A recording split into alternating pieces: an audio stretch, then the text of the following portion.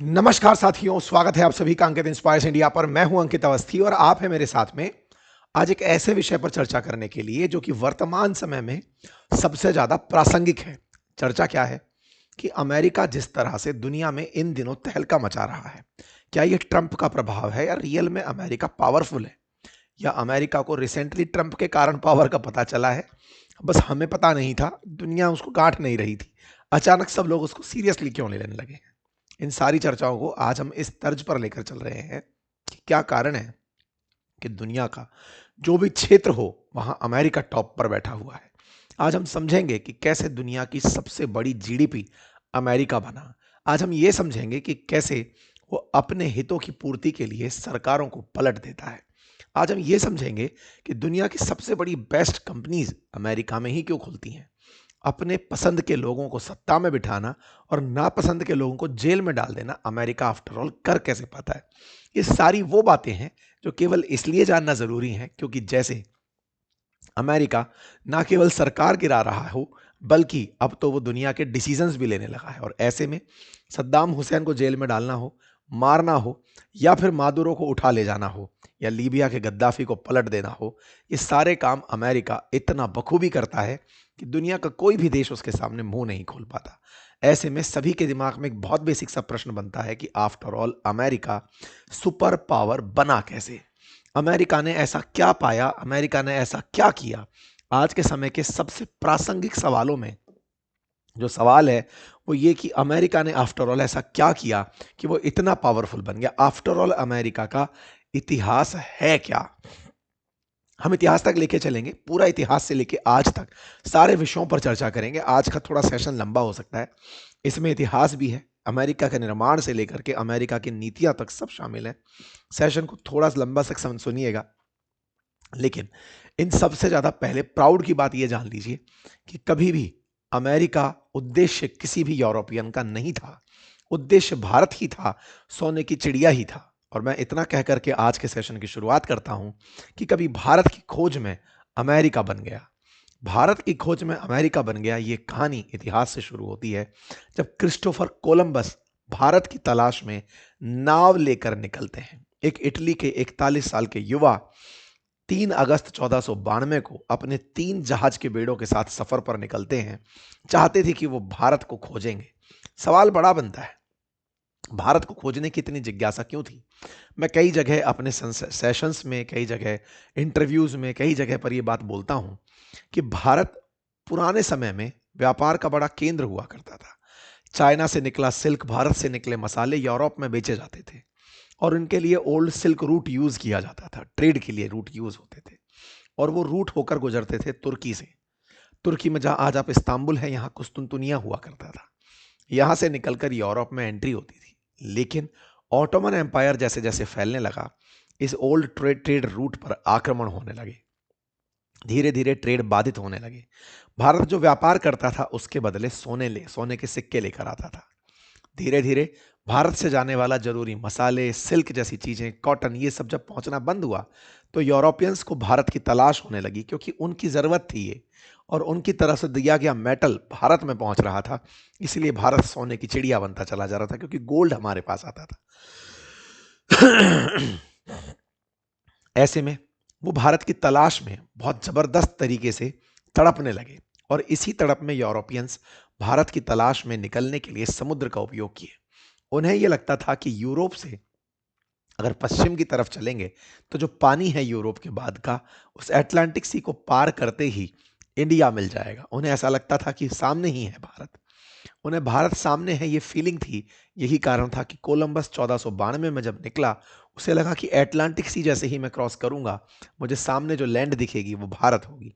बस यही सोच करके वो भारत के लिए निकला निकला और यही कारण है कि जब लोकल लोग उसे वहां पर मिले तो उसे लगा वो भारत आ गया है। इसी कारण से उन्हें इंडियन ही कहा गया। भारत जो कि इंडिया था अंग्रेजों के लिए, वो उसे रेड रेड इंडियन पुकारा।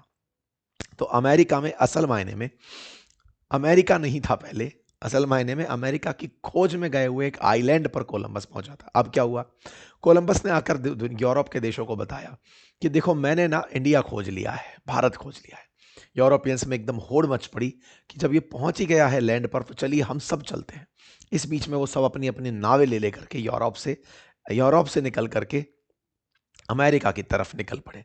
कोलंबस के द्वारा खोजा गया यह देश अमेरिका आगे चलकर स्पेन, ब्रिटेन, फ्रांस इन सब के लिए एक कॉलोनी बन गया। ये सब वहां जा जा करके अटैक करने लगे। धीरे धीरे रियलाइज तो हुआ, इधर भारत की खोज के लिए निकले हुए थे और सारे वास्को डिगामा जैसे लोग वो अपने रास्ते खोज रहे थे, लेकिन इधर ये लोग एक नया ही आइलैंड खोज लिए थे। वहां पर जो लोग लोकल रहते थे, जो यहाँ के निवासी थे, आदिवासी थे, उन्हें यहाँ से भगाया जाना शुरू हुआ। बड़ी मात्रा में स्पेन, ब्रिटेन, फ्रांस से लोग यहाँ पर पहुंचने लगे, अपनी कॉलोनी बसाने लगे। 16वीं सदी की शुरुआत में ब्रिटेन भी अमेरिका पहुंच गया था और धीरे धीरे देखते देखते वहां पर अपनी 13 कॉलोनियां बना लिया। साल 1700 तक आते आते यहां पर इन तीनों ताकतों ने अमेरिका को अपने अपने अलग अलग हिस्सों में बांट लिया। अगर मैं आपको मैप में दिखाऊं, जिस अमेरिका को आज आप 50 राज्यों के नाम से जानते हैं, असल में ये पहले 50 राज्य नहीं हुआ करते थे, 13 राज्य थे। इनमें भी सबसे जो पूर्वी किनारा था, जिसे आप इस कलर में देख रहे हैं, ये यूके के द्वारा बसाया गया था। ये जो हल्का हल्का ब्लूइश कलर आप देख रहे हैं, आसमानी कलर देख रहे हैं, ये एरिया फ्रांस के द्वारा बसाया गया था। कनाडा का बड़ा हिस्सा फ्रांस के अधीन था। गल्फ ऑफ मैक्सिको तक फ्रांस चल रहा था और जो बाकी तलहटी के इलाके थे उनको स्पेन ने अपने कब्जे में किया हुआ था। कुछ इस प्रकार से यहाँ पर सत्ता का विकेंद्रीकरण हो रखा था, देश बटे हुए थे और इस तरीके से अमेरिका का एक बहुत बड़ा हिस्सा ऐसा था जो कि किसी के अधीन नहीं था। कई बार जब मैं आपसे कहता हूं कि अमेरिका प्रवासियों को लेकर इतना सख्त हो रहा है, असल मायने में यहां पर कोई भी ओरिजिनल है ही नहीं। चाहे ट्रंप हो, चाहे जेडी वेंस हो, चाहे बाइडेन हो, ये सब कहीं ना कहीं कभी ना कभी यूरोप से आकर यहां बसे हैं। कोई बहुत पहले आ गया, यानी कि समझिए कोलंबस के बाद आए हुए सारे लोग।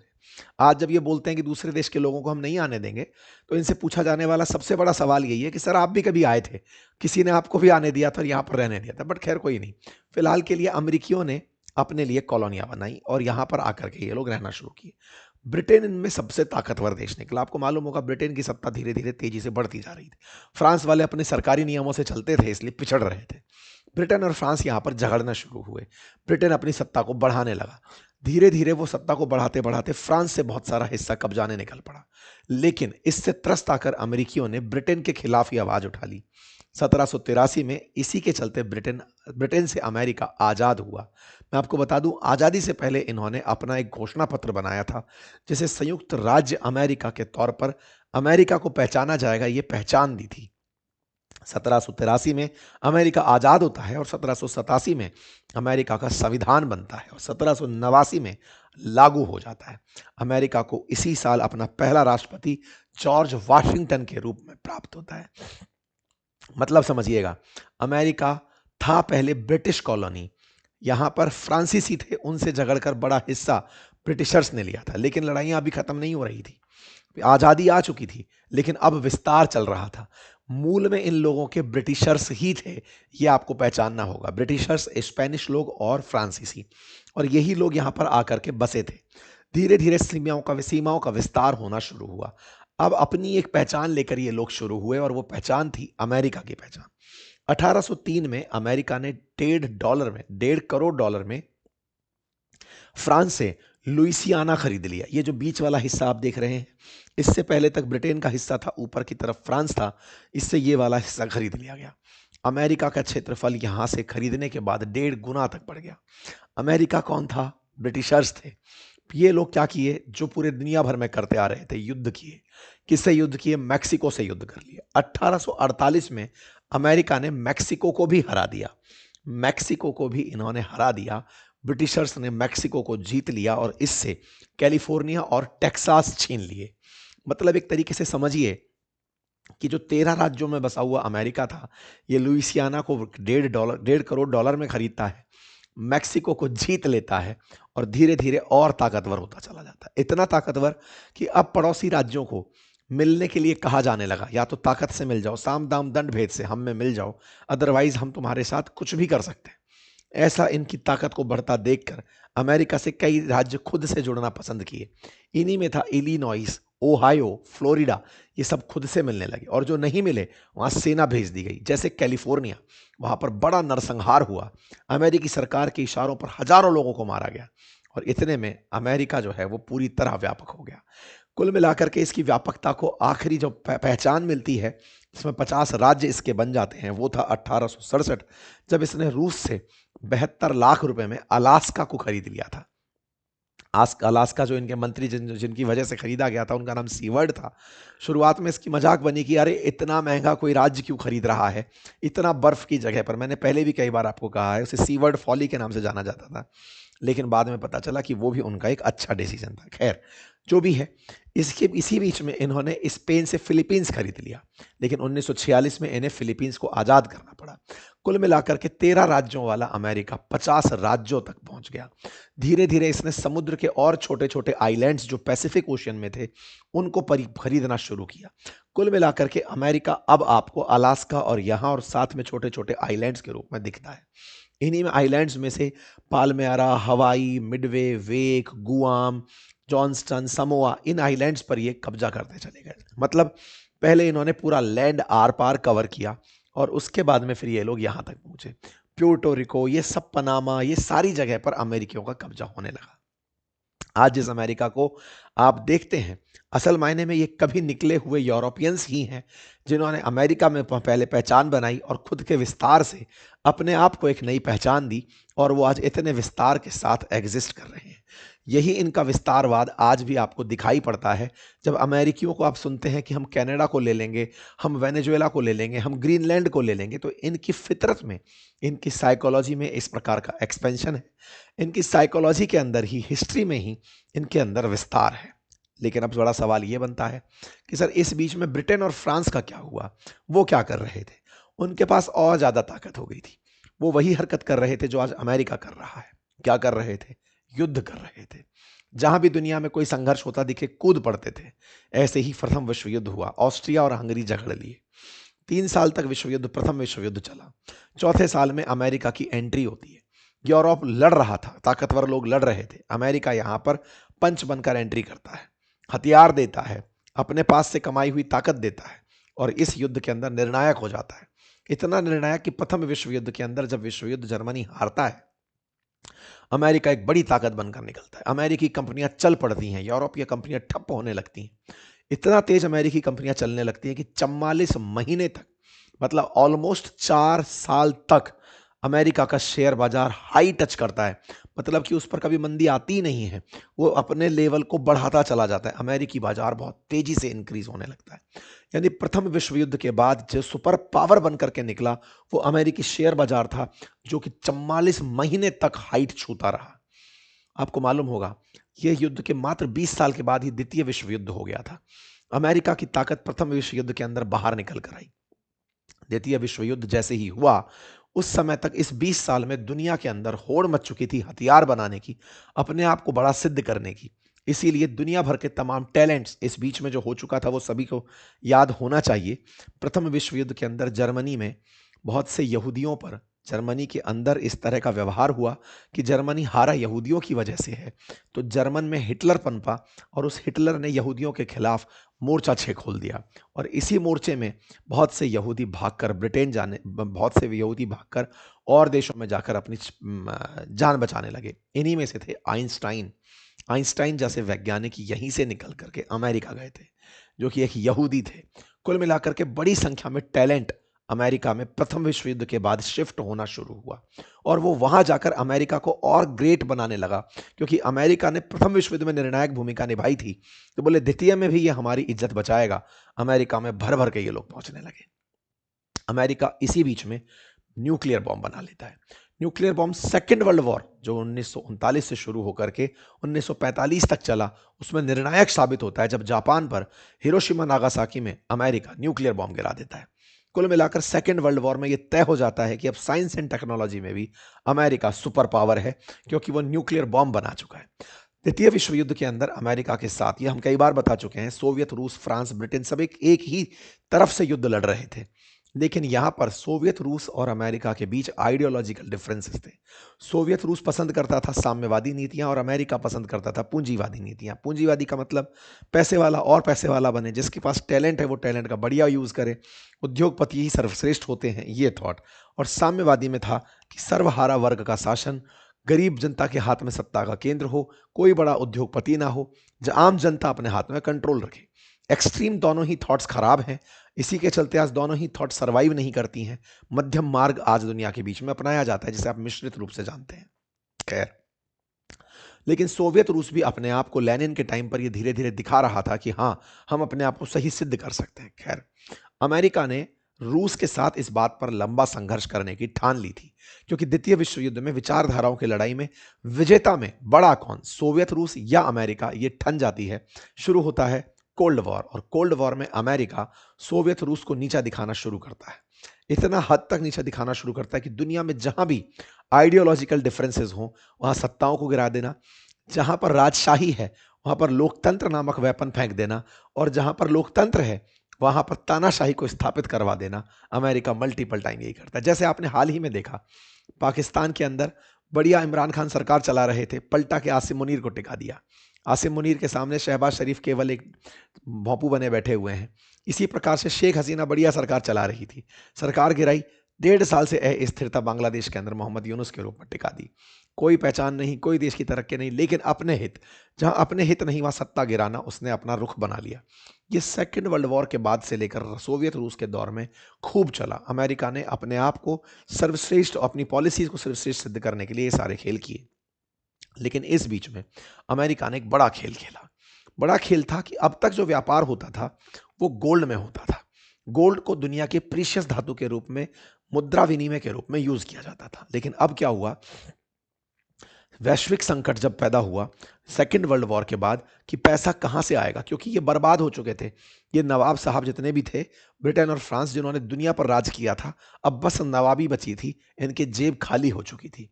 ऐसे में इन्हें धन की जरूरत थी। अमेरिका अपनी कंपनियों की मदद से और दुनिया भर के निवेश की मदद से लगातार ऊपर उठता चला जा रहा था।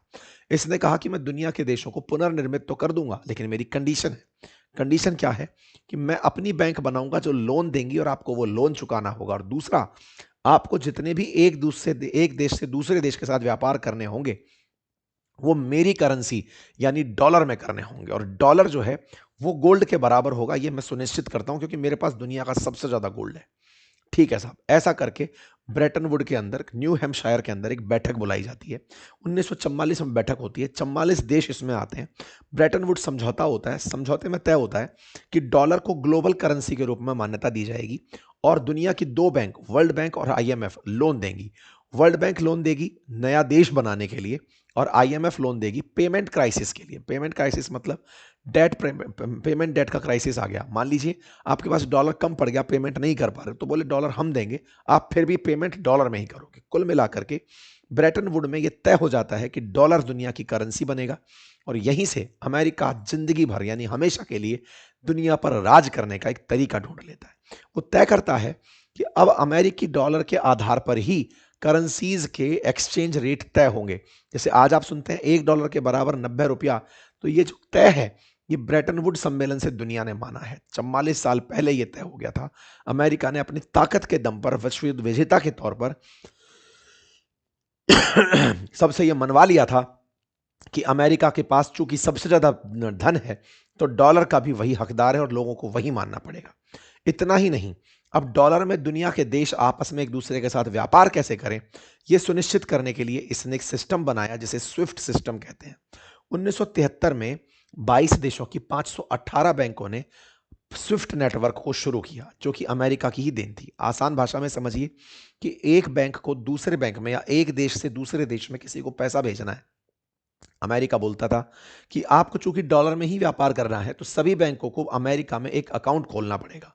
यानी दुनिया भर के जितने भी देश हैं उन सब का अपना एक बैंक, 200 देशों के बैंक इस समय अमेरिका में है।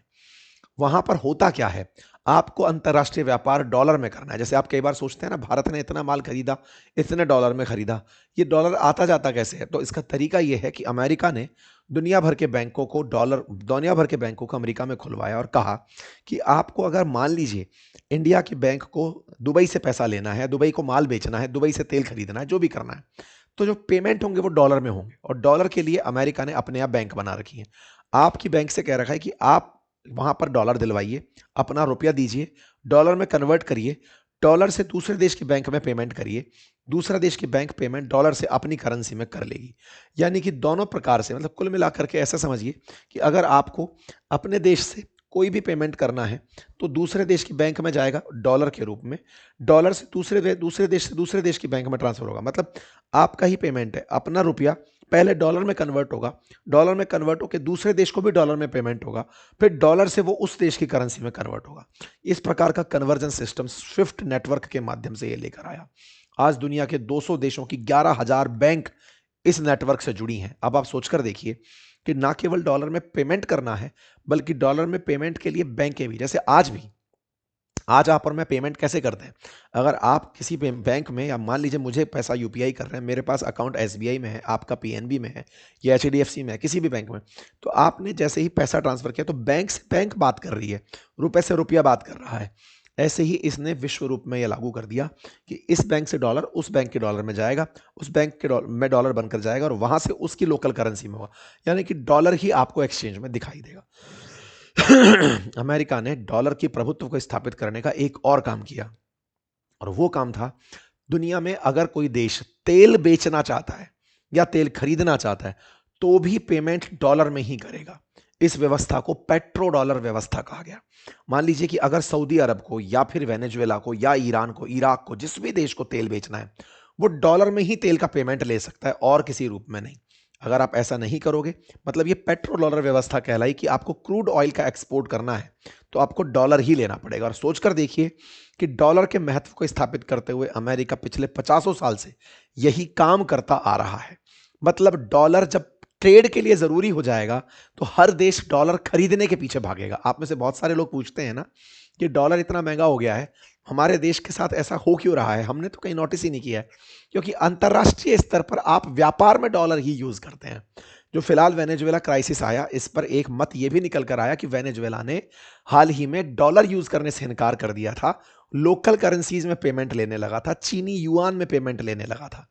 जो देश लोकल करेंसीज में पेमेंट लेने लगते हैं उन पर अमेरिका हमला कर देता है। ये भी एक थ्योरी डेवलप होकर आती है, जहां एक और ये थ्योरी कि अमेरिका तेल वाले देशों पर हमला करता है, वहां दूसरी तरफ ये थ्योरी भी कि अगर कोई देश डॉलर छोड़कर कोई और व्यवस्था अपनाता है तो अमेरिका उस पर हमला कर देता है।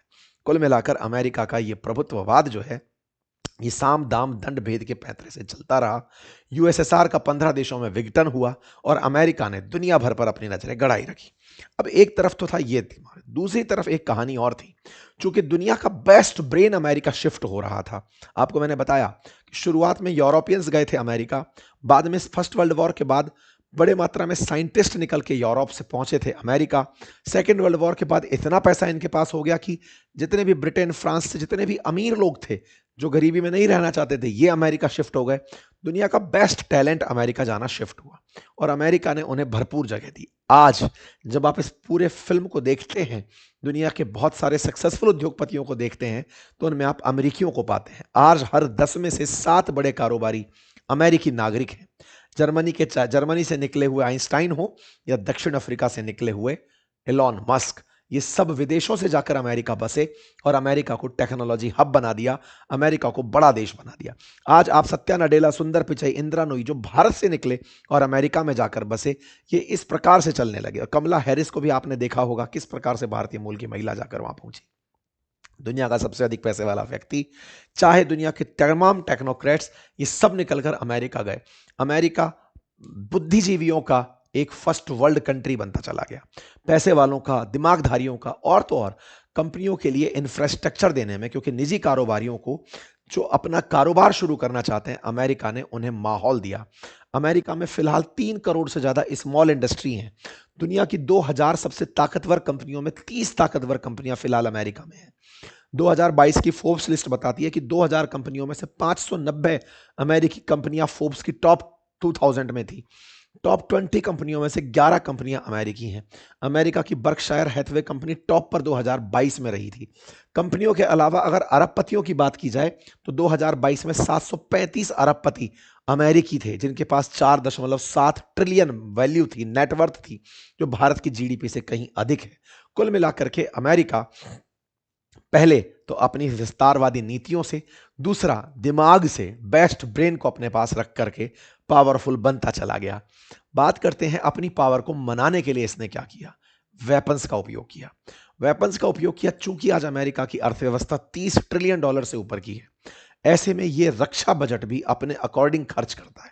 दुनिया की सबसे बड़ी सेना आज अगर किसी देश के पास है तो वो अमेरिका है, जिसकी कुल सेना में 21.22 लाख सैनिक हैं, जिसमें से 13.5 लाख के अराउंड एक्टिव हैं, 7-8 लाख के आसपास मतलब रिजर्व फोर्सेज में रखे हुए सैनिक हैं।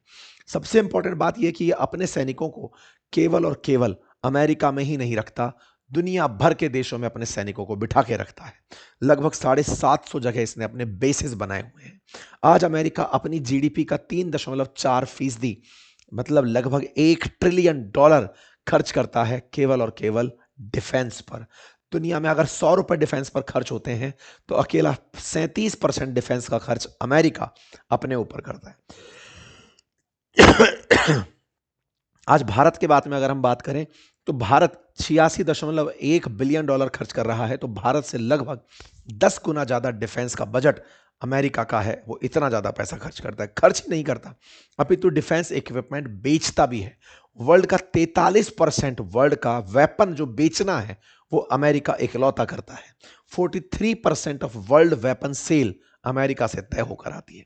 अमेरिका न केवल हथियार बेचकर बल्कि दुनिया भर के देशों में अपने बेसिस बनाकर, 750 बेसिस हैं आज अमेरिका के 80 देशों के अंदर, और तो और 2.25 लाख उसके सैनिक 159 देशों में किसी ना किसी रूप में सक्रिय हैं।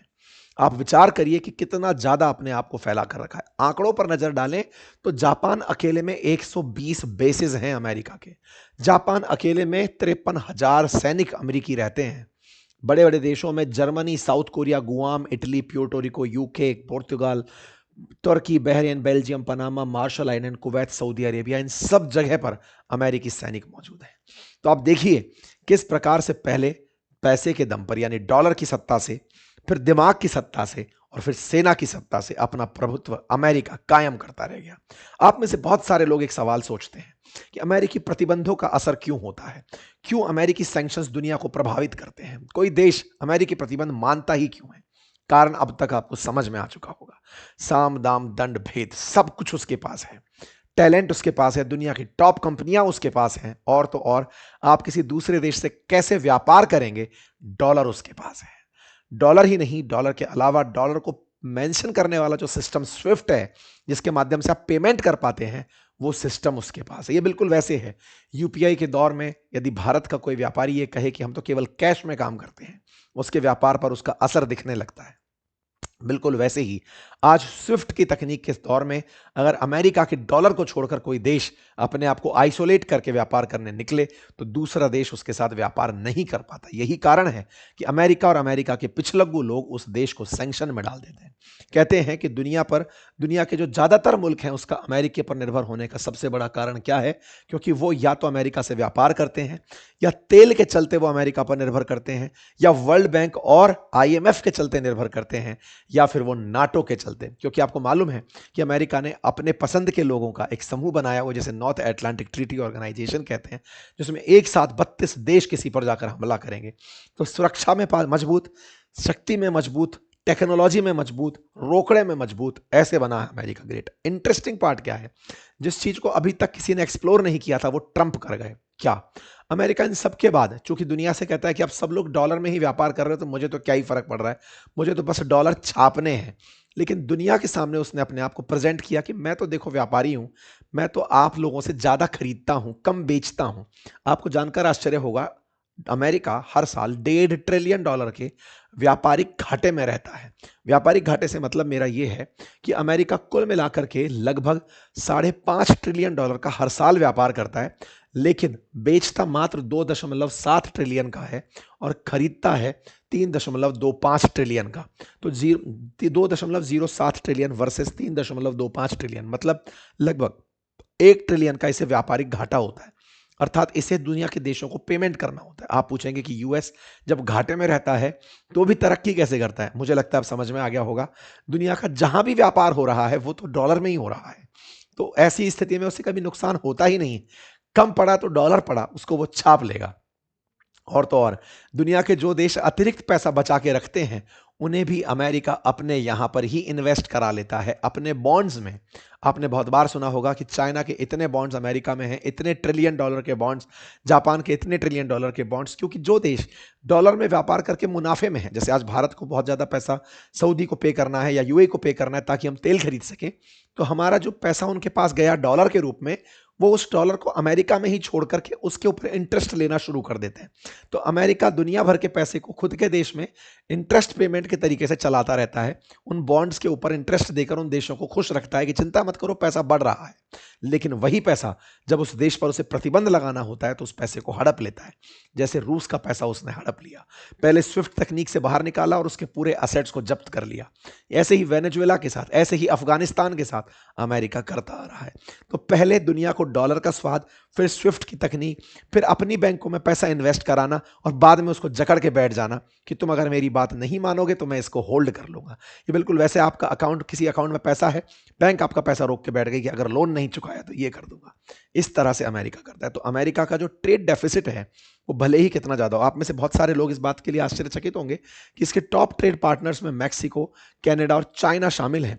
मैक्सिको से सबसे ज्यादा सामान खरीदता है। यही कारण है कि जो ऑप्शन इन्होंने अभी तक ट्राई नहीं किया था उसे ये कर गए, इन्होंने वहां पर ही टैरिफ लगा दिया।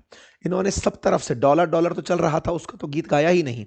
इन्होंने कहा कि जिसके पास डॉलर है रखे, लेकिन मैं आपसे खरीदता ज्यादा हूं इसलिए टैरिफ लगाऊंगा। तो अमेरिका जिस चीज पर कभी ध्यान ही नहीं दिया था उस पर यह ध्यान देकर के और देशों को और गुलाम बना ले गए, और इसीलिए मिस्टर टैरिफ कहलाए। आज जिस पेट्रो डॉलर के चलते वेनेजुएला का संकट बना, वो भी डॉलर से उत्पन्न हुआ संकट था, क्योंकि वेनेजुएला ने इंटरनेशनली डॉलर के स्थान पर युआन जैसी करेंसी, चाइना की जो करेंसीज हैं उनका उपयोग करना शुरू किया था। 9 लाख बैरल प्रतिदिन वो तेल बेच रहा था। अमेरिका को ये बात रास नहीं आ रही थी। ये भी एक बड़ा एंगल निकल करके आया। 2024 में सऊदी अरब ने भी ऐसे ही पैर पसारने शुरू किए थे, लेकिन फिर ट्रंप आए और वो शांत होकर चला गया। कुल मिलाकर के आज जो आप हाल देखते हैं कि जो मादुरो के साथ हुआ, क्या ये किसी और के साथ भी हुआ? हाँ, तेल के लिए हाल लीबिया का हुआ, मादुरो जैसा हाल सद्दाम हुसैन का हुआ, क्यूबा का हुआ। ये तमाम वो देश हैं जिन पर अमेरिका की शक्ति का पूरी तरह से प्रयोग दुनिया ने देखा।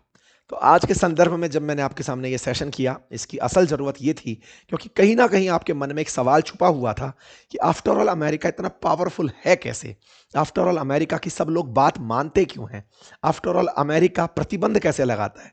हम भी उसके टैरिफ में दबे क्यों हैं? सब लोग उससे अलग निकलकर कुछ कर क्यों नहीं लेते? उम्मीद है कि आप सभी साथियों को इसका जवाब देने में कुछ हद तक मैं सक्षम रहा हूँगा।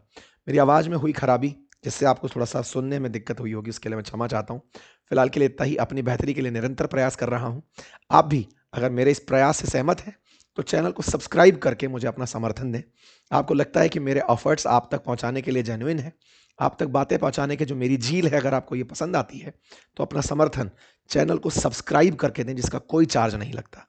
अगर आपने सब्सक्राइब किया हुआ है तो अपने किसी मित्र से सब्सक्राइब कराएं। लेकिन जितने जितने भी लोग आज इस सेशन को देखें, आज इस सेशन को जरूर सब्सक्राइब कराएं, चैनल को सब्सक्राइब कराएं ताकि और लोगों तक हमारी बात अच्छे से पहुंच पाए। फिलहाल के लिए इतना ही। बहुत बहुत धन्यवाद।